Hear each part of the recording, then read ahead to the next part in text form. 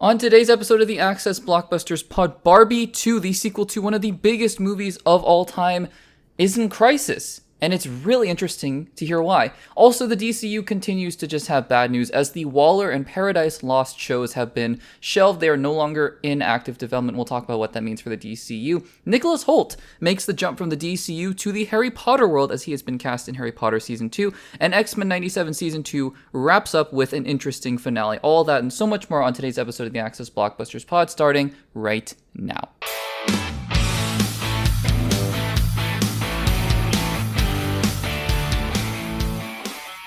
Hello everybody and welcome back to another episode of the Access Blockbusters Pod. Welcome back to episode number 145. This is another, I would say, calm before the storm kind of episode because unfortunately, as the timing has it, I will not be able to talk about anything that comes out of D23 until next week's episode.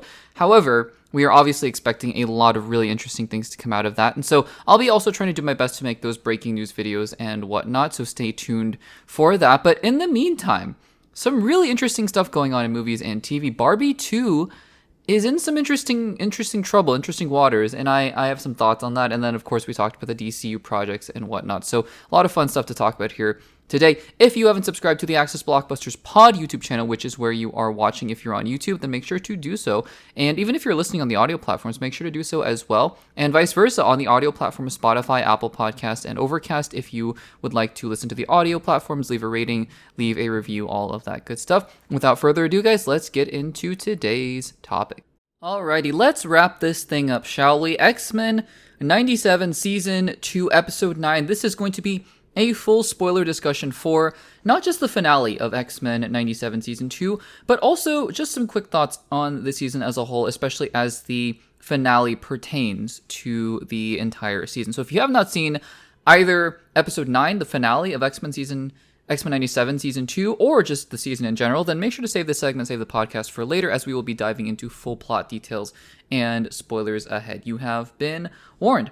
So X-Men 97 Season 2, it has been an interesting ride. Because I'm not going to say that it's been inconsistent necessarily. I'm not even going to say that it's been rocky. I think that it's just been a tale of two seasons, honestly. You have the first chunk, the first 4 episodes, and I think the last 2 episodes, so episodes 1 through 4 and 8 and 9. And then you have episodes 5, 6, and 7, which were all little individual side quests that were going on with various characters in the show, including Nightcrawler and Colossus, including Polaris, including Wolverine, etc. But the main story was the Apocalypse story, which in totality ended up being just 6 episodes of the season as a whole. Although, of course, you can make arguments that those little side quest episodes were important to the story. I would argue that some more than others, like the Wolverine episode, fine, in terms of where it fit into the overall story. Like I said, in the individual spoiler discussions, the episodes were entertaining on their own for sure. Just didn't really fit into the whole season like I had hoped they would. But now we come to the finale. And the finale, what I think the finale does well is that it incorporates all the X-Men in a way where it makes sense. You're like, okay, it's been a little confusing, it's been a little rocky up until this point to see X-Factor, X-Force, X-Men, Apocalypse, Gambit, all of these different characters, all of these disparate storylines. But at the end of the day, when I see X-Force, when I see Val, when I see Cable, and when I see his parents, Scott and Jean, talking about the Ascani and all these things, like it all ties together in a way that you're seeing all the X-Men fight. It feels satisfying. Again, I'd say this every single time. Ever since X-Corp came up, that giant tower, it just feels a little ridiculous. Like this being the site of the final battle, I'm like, I don't even understand what X-Corp really is in relation to anything else, but whatever, it's fine. It makes for a fine set piece, sort of the protect Gambit, but he's Apocalypse sort of thing.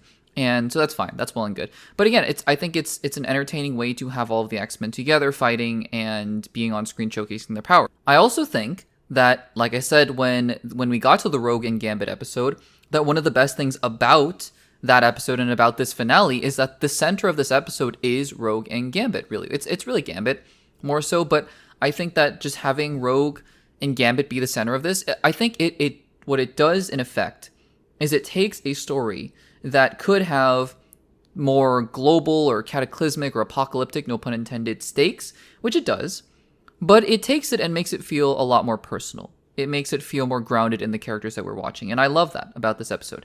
And I love that the Nightcrawler sacrifice came out of nowhere, but it felt earned. in the context of this episode. Now, do I wish that we got maybe a little more development for Nightcrawler, etc., because he was going to make that sacrifice ultimately at the end? For sure. I think that it would have helped, because I just think that those 3 episodes that were little side quests could have been dedicated to the characters that became bigger players in this episode, like Nightcrawler, because his sacrifice is really the big pivot point of this entire season at the end of the show. So I wish that was the case. I know he got an episode with Colossus and all that kind of stuff, but still, I wish that there was a little bit more for his character heading into this finale. But it was a very smart left turn to take with Nightcrawler, to have him be the one to sacrifice himself ultimately for Rogue. And I think that makes a lot of sense. It's a very emotional scene where he's talking to the Celestial. By the way, a lot of really fun Eternals references in this finale. I know that the Celestials have been a part of the previous episodes in a way with Apocalypse's origin story, but I think that it's cool because I'm a big fan of Eternals. I know not a lot of people are. Totally fine. But I think that the themes in that Eternals movie that they talk about is it worth sacrificing the one for the many, that sort of thing, pop up again here with the Celestials. And I think that it's a fun through line. It's fun to see that the MC was still playing with concepts that they might have otherwise ditched earlier on in Phase 4 and the Multiverse Saga. Other things that remain pretty consistent, honestly, throughout the season. One more negative than the rest of what I've been saying, because I generally really liked this finale, actually. It was pretty entertaining. It felt like a pretty fitting conclusion for the season that we got. Charles Xavier, though, continues to be one of the more grating characters of the show. Not because he's a bad character or anything like that, but because the dialogue that they give Ross Marquand to say for Charles Xavier is so cliche and so beat you over the head with it. It's kind of unbelievable, honestly, the way that they write this character. I don't know why, but everything that Charles Xavier says, it just makes him a kind of infuriating character. So that continues on with this episode as well. But he's not in the episode for that long, let's be honest here. And I like how they deal with Apocalypse at the end. I like the Gambit Apocalypse visual. I think that's pretty cool. I do, again, having those 3 episodes where Apocalypse is basically non-existent, I do wish we got to spend more time with the present-day Apocalypse, because we got so much of him in those first 4 episodes, which was great. I loved it. And then we get nothing. And it makes it so frustrating, because it feels like those middle chunk episodes are a void in this show that could have been used to explore other concepts and other things. And it just makes me a little frustrated, to be honest with you. But it is what it is. That's what we got. And the last thing I'll say about this finale is that it does a great job setting up the next season, which, I think that setting up the next season, it's tricky, right? Because you don't want to set up the next season in lieu of having a good story for this season. And I don't think that this season does. It's not like Mystique was the main point of this finale just to set up season 3. Similarly to how last season ended with Apocalypse being the cliffhanger to the next season, but it wasn't like Apocalypse was just the only bit of setup that they were doing in the finale. I really like that. I think Mystique being the villain, maybe the main villain of the next season, is really interesting, honestly, because she has so many connections to these characters already. Also, Graydon Creed being the next president will be very interesting for the mutants to deal with as well. And I find it interesting, though, that they killed Nightcrawler. Maybe that's going to be part of Mystique's motivation, because she is his mom, right? Correct me if I'm wrong in the comics. Or for those of you who have read the comics, let me know if that's right.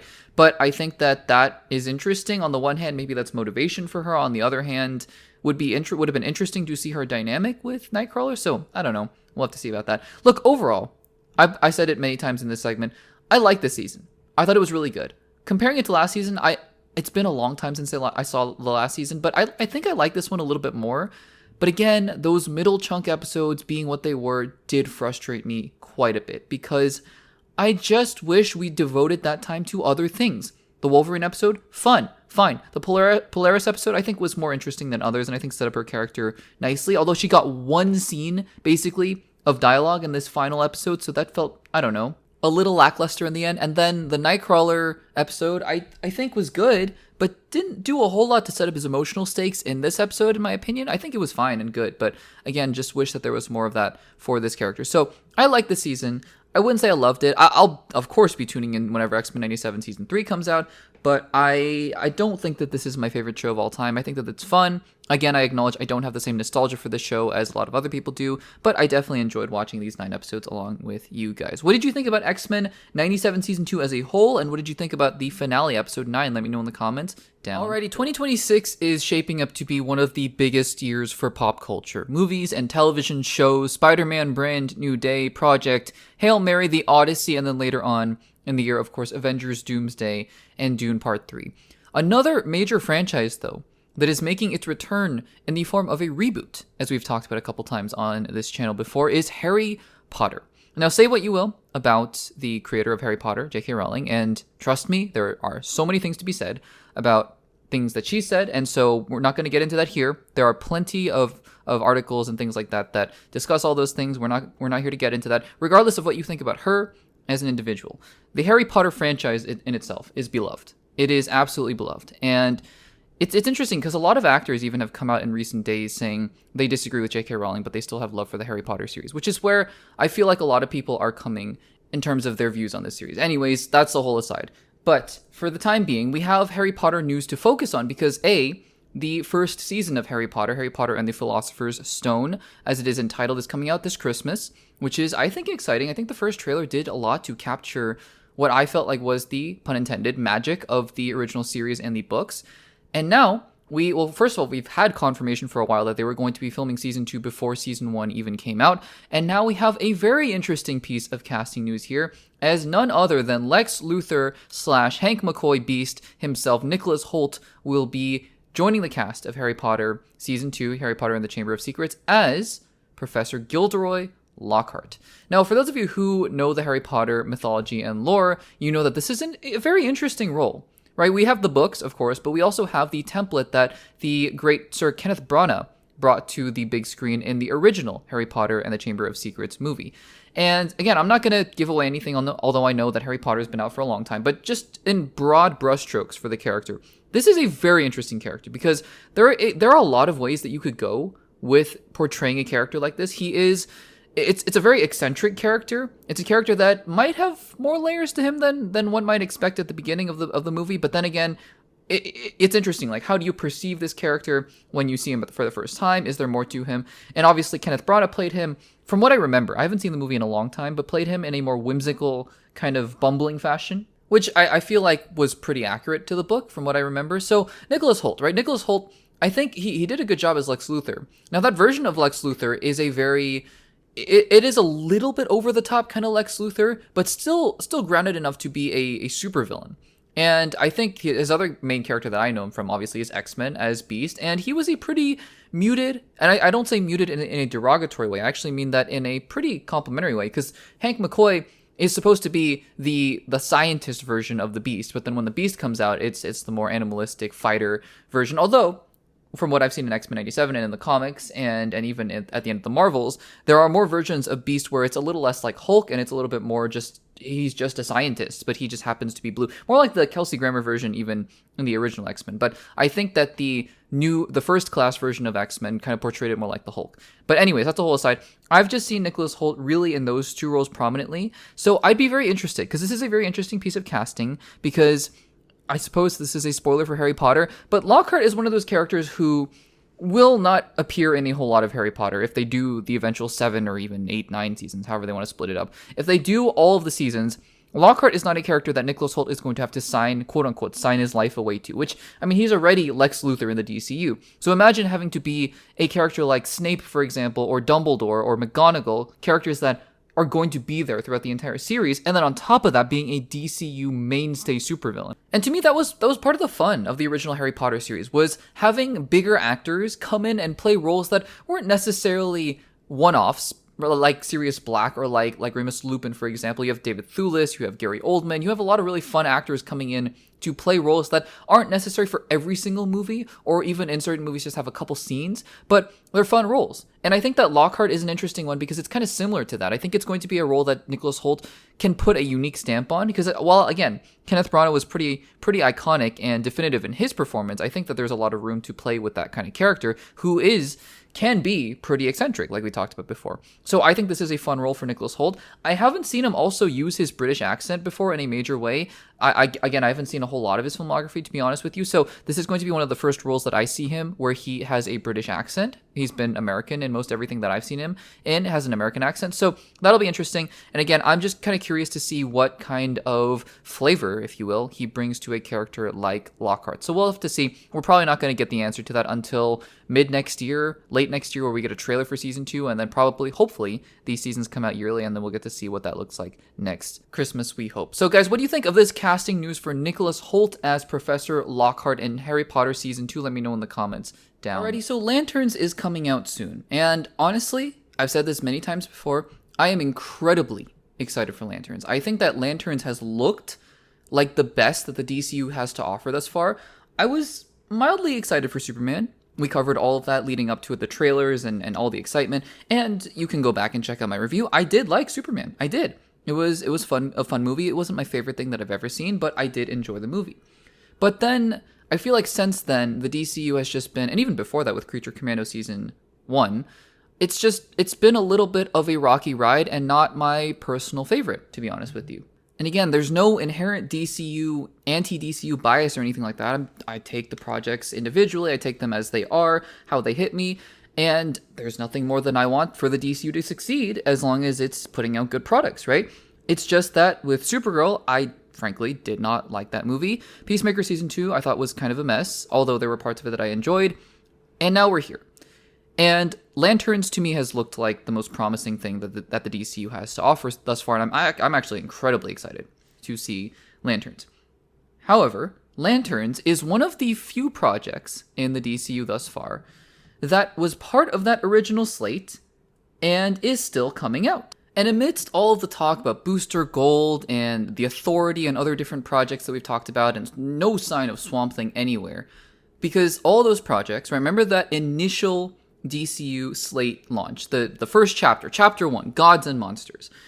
Amidst all of that, we have been just hearing nothing but odd and I won't say bad news because a lot of these projects can still come out, but just news that is discouraging on that front. Now, sources have confirmed to the major outlets, I'm reading from an article from Variety, but again, all the major sources are basically confirming this, that 2 other DCU projects, which James Gunn recently, I feel like, talked about Paradise Lost being in, what did he say? Did he say urgent development or something like that? Active development? He said Paradise Lost was on its way. Well, now these sources have confirmed that the Waller show, called Waller, starring Viola Davis, and Paradise Lost, the Wonder Woman prequel that they described as being sort of like a Game of Thrones meets DC. I think that sounds amazing, by the way. It sounds really compelling. Both of those shows are no longer in active development. It's basically, that's all it is that we know thus far. I'm just going to read this one paragraph. Quote, Variety has confirmed that both the Amanda Waller standalone series with Viola Davis and Paradise Lost, which would serve as a prequel to Wonder Woman, which is being written by Anna Nogueira, who is this is my commentary, being written by Anna Nogueira, who wrote Supergirl. Not a lot of confidence in that, honestly, just based on Supergirl, but whatever. Anyways, the article says, a prequel to Wonder Woman are no longer in active development. And look, my suspicions for a while now, I've been thinking this for a while, and every time we get news like this, my suspicions, I think, just grow more and more, I grow more and more confident that this is the case. I feel like James Gunn was not forced to make that initial slate announcement, but I do think that whoever the powers that be that were at Warner Brothers at the time were probably encouraging him to put out a big announcement post DCEU and sort of launching this new DCU, putting out the best foot forward. They wanted it to be, I don't know if it was for shareholders or whatever, but James Gunn, you gotta announce 5 movies and 5 shows, and we gotta have excitement build up for all these different things, because since that initial announcement, The Authority, nowhere to be seen. Booster Gold, nowhere to be seen. Paradise Lost and Waller, nowhere to be seen. Brave and the Bold, in some kind of perpetual pre-production hell. I don't know where it is, honestly. But apparently coming out. Swamp Thing, not a thing to be heard about that. And the projects that we have gotten, Creature Commandos, Superman, Supergirl, and Lantern, so it's not like all of them have been lost. But he's also added shows like Peacemaker Season 2, which were not in the original announcement. I don't believe Peacemaker Season 2 was. I could be wrong about that. And then Clayface, we've gotten more active development news about a Sergeant Rock movie. a Bane and Deathstroke movie. You're adding Teen Titans onto that now, a Mr. Miracle show, DC Crime, a Gorilla Grodd, Jimmy Olsen show as well. And then Wonder Woman, which, fair, Wonder Woman, big part of the DCU, big part of DC, should have been announced to begin with, I think, if those were the plans, but whatever, that's fine. So, I mean, again, I don't think, right, this spells doom and gloom for the DCU, just because Supergirl financially was, let's face it, a bomb, and just because critics didn't love the movie and all that kind of stuff. Again, it doesn't mean the DCU is dead. I want to be very clear about that. But we talked about all the turmoil that went along with Supergirl, and just the more that comes out there, I just think the DCU needs more wins, and I hope Lanterns is the biggest win for the DCU ever, because it's not looking great right now. I don't understand how all of this news has turned so negative as of late, because, and again, there's all sorts of other factors going on with DC right now, with the Warner Brothers Paramount will they won't they merger that had been going on for a while. So I understand it's probably a chaotic time for DC at this point. But honestly, I mean, in hindsight, it would have been better if they had never made that announcement in the first place, and they were just like, it's going to be called Gods and Monsters, we're starting with Creature Commandos, Superman, and we'll go from there. And then we would have been like, okay, Clayface movie, awesome. Wonder Woman in development, awesome. Instead, now we're having to hear about all these projects being canceled or shelved or delayed. And I don't know. It's nothing on its own is enough for me to go, oh, the DCU's dead, they need to start over again after just 4 or 5 projects. But I am concerned, because it's just nothing but not good news coming out from DC at this point. And I was personally, the Waller series, I don't know. I love Viola Davis, but I don't know if I was super excited for that. But the Paradise Lost series, I was definitely excited for that, at least conceptually. So we'll have to see. I hope that, again, Lanterns, we're going to talk about that as that comes out. Obviously, I'm hoping for the biggest win possible, because I think it looks awesome. And I hope that DC can get some wins starting to stack up as we go along. Guys, what do you think about the news that Waller and Paradise Lost are basically no longer in development? Let me know in the comments down. Already, remember Barbenheimer? Anybody remember that incredible weekend that was Barbenheimer and all of the anticipation leading up to that? I did Barbenheimer. I hope you guys did as well. Let me know in the comments, actually, if you guys did Barbenheimer, because that was 3 years ago. It's crazy how fast time flies. We're looking forward to Doomsday, although I just don't think it's going to be anything like Barbenheimer. It's different, too, because those two movies are probably similar target audiences anyways. And one of the things that was so cool about Barbenheimer was that it was targeting not a complete separate Venn diagram of people. Obviously, people like me, I was excited for both movies, but I think that there was much less overlap between the two, and it was just an organic way that those two movies kind of came together. Now, Barbie, right? Barbie made over $1 billion. In fact, $1.4 billion. It was insanely successful. Oppenheimer also, in its own right, made almost $1 billion. It made $975 million. So just a little bit off, and it was redeemed, I suppose, in a way. Although, I mean, just being $25 million off $1 billion is still, it's crazy. But it was redeemed, I suppose, this year by The Odyssey for Christopher Nolan, which has crossed the $1 billion mark. Now, the question has become, is there going to be a Barbie 2? And my assumption for the longest time is that while Greta Gerwig is one of those people in Hollywood that I think would not just do a sequel for the sake of doing a sequel, and I think we've been proven right by that and by what we're going to talk about here today, but I do think that it felt more like an inevitability, I suppose, that a Barbie 2 of some kind would be coming. We talked about the fact that there were talks that a Barbie 2 was going to happen, but it was going to look different from just a traditional sequel to the Margot Robbie, Ryan Gosling Barbie movie, but now it looks like Warner Brothers has been pushing for just a straight-up sequel. And we have some details that shed some interesting light on the fact that Warner Brothers is really pushing for a Barbie 2, and it's just not happening. And I think that this situation is fascinating because I can see this from a lot of different perspectives, and I think that this is just interesting. So we have some sources here. I think Variety is the one that I'm reading from, but I think a lot of sources are reporting on this, that there has been a lot of drama, or maybe drama is the wrong word, but negotiations around a Barbie 2. The creative team, headlined by Greta Gerwig herself and her partner Noah Baumbach, who I think also co-wrote the movie as well, and the stars now, Margot Robbie and Ryan Gosling, are essentially pushing for higher salaries, which I think just is no duh, because, I mean, in any sequel to a movie that makes $1 billion, you're going to ask for more money up front, but also they're asking for more extensive back-end hikes to their pay, which essentially just means things like add-ons based on box office and based on how the movie does, that they make a portion of whatever that money looks like in whatever way that the contract kind of ends up shaking out. So they're all asking for that. It's negotiations. And this article, I believe, goes to point out, you can go read it on your own. It's a Variety article called Barbie 2 in Crisis. Sequel could be shelved amid pay battles and crumbling deal talks. But I think part of what the article also talks about is the fact that while individually their asks are not necessarily unprecedented, it is put all together, it is obviously going to be an incredibly high amount that they're asking for, put together. I think Ryan Gosling himself is asking for something like $20 million up front to return, not to mention the other additional back-end deals. The other interesting thing about this, too, that was pointed out, is the fact that they only have 4 months to make this deal, because apparently, in the next 4 months, at the end of that, Mattel, the company that obviously owns the Barbie toy, is going to have the rights to Barbie and a Barbie movie reverted back to it instead of Warner Brothers, meaning that if Mattel wants to make another Barbie movie, at that point, it's going to have to be completely divorced from anything that they did before with that first Barbie movie. So if they want to make another movie, they got to figure this out in the next 4 months.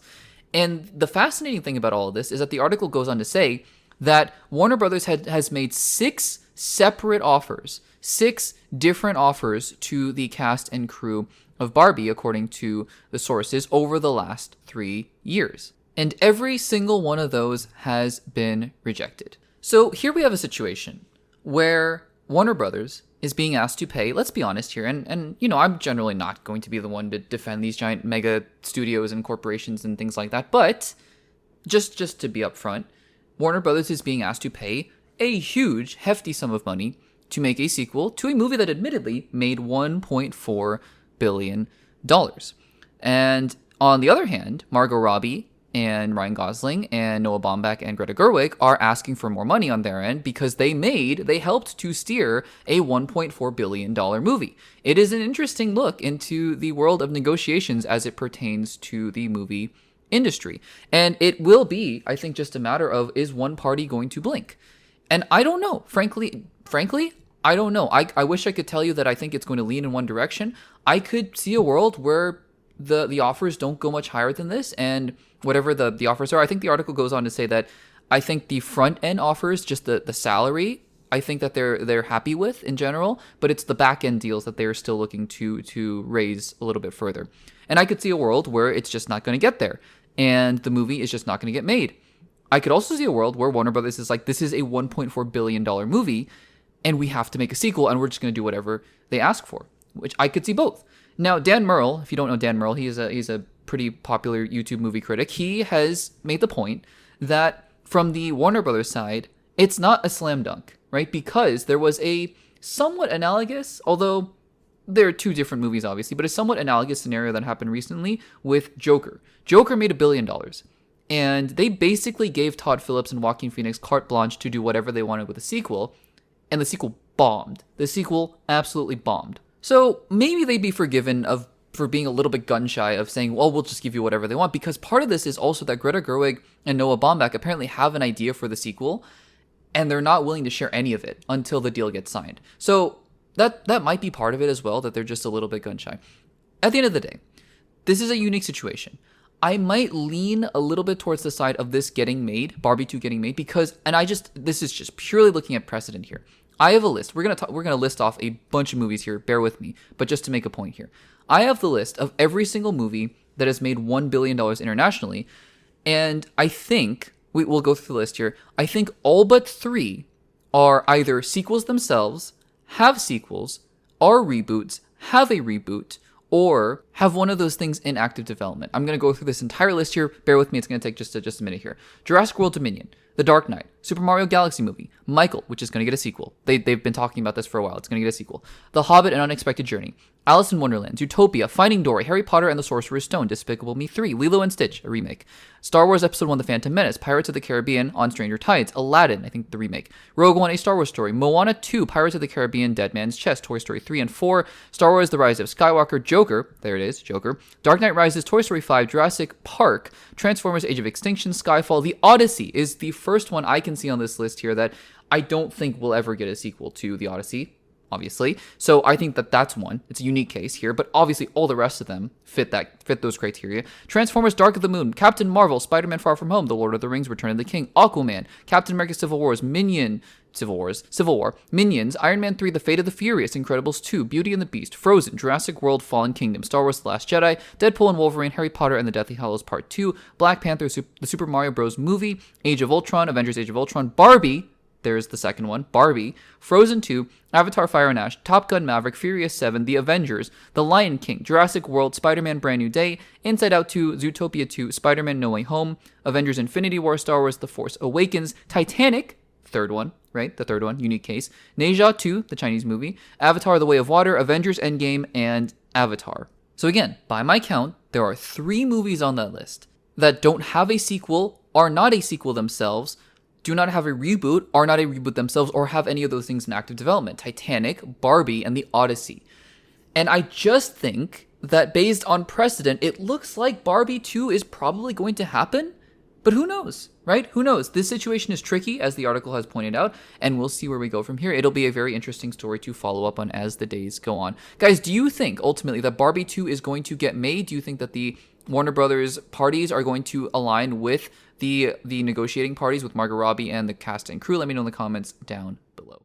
And guys, that will do it for episode number 145 of the Access Blockbusters Pod. Thank you so much for joining us on this week's episode. And again, make sure to stay tuned and subscribe for next week's episode, as well as some breaking news segments, hopefully, as we cover everything coming out of D23. Lots of fun stuff there. But again, if you haven't subscribed, if you could, on the way out, subscribe to the Access Blockbusters Pod YouTube channel. Make sure to give this video a like, leave a comment with any of your thoughts on these topics, as well as leaving a comment, leaving a rating, leaving a review on the audio platforms, Spotify, Apple Podcasts, and Overcast. We are available on all of those platforms as well. That will do it for me for episode number 145 of the Access Blockbusters Pod, and I will see you guys in the next one.